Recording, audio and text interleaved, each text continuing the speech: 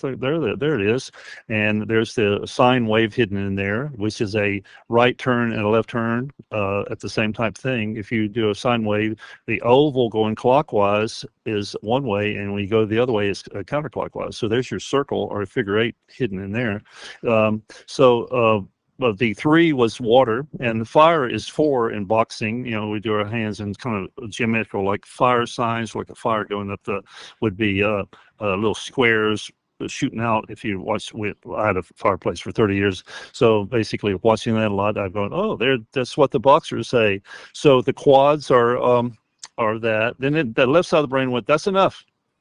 Four is a real big thing, add the numbers together, 10, it goes, it's quite crazy. The four directions, that kind of thing. So already stopped me. And then I went, okay, how about the chaos of the right side of the brain? I said, well, there's fast chaos, there's slow. Well, let's do it.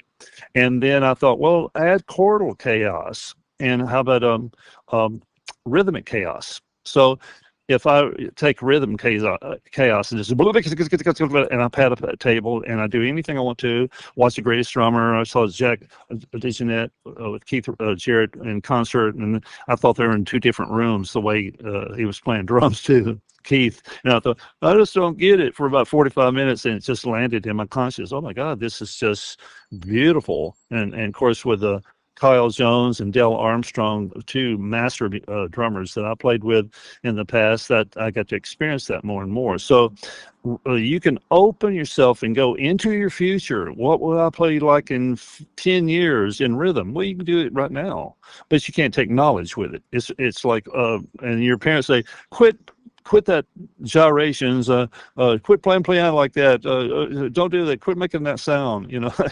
They'll stop you from going into those little things because they know most likely if you go too far you can't come back. So drummers have really gone into the future of that way. So the rhythm chaos is just acting, and later on the lava cools down and makes ceramics that you can sell at the air cell. The spark is still there, but you got to rub it to find the liquidity or the fire in there, the crystallization of that thereof. So rhythm. Okay, so I have exercises where I do that on guitar, and I see it all the time with great players. Sonny Sharrock did it on a mass level, and everybody went, wow, Les Paul and a Marshall playing with the great jazz musicians, just scribbling, and within it cools off and your patterns emerge, your own personal patterns emerge.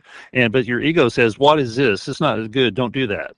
So it's anti-ego. So if you want to stay with the ego, you can't do the system. I had people just laugh at me going, I can't do that. That sounds stupid. I can't look silly getting there to do what you do, just, okay, I respect that. That's cool. So I would do that with chords. Now, what I do with chords, I just bar the neck, and I play the open string. And it's principle number 2, open string, close, right? Close is you're fretting it with your palm or one of your fingers.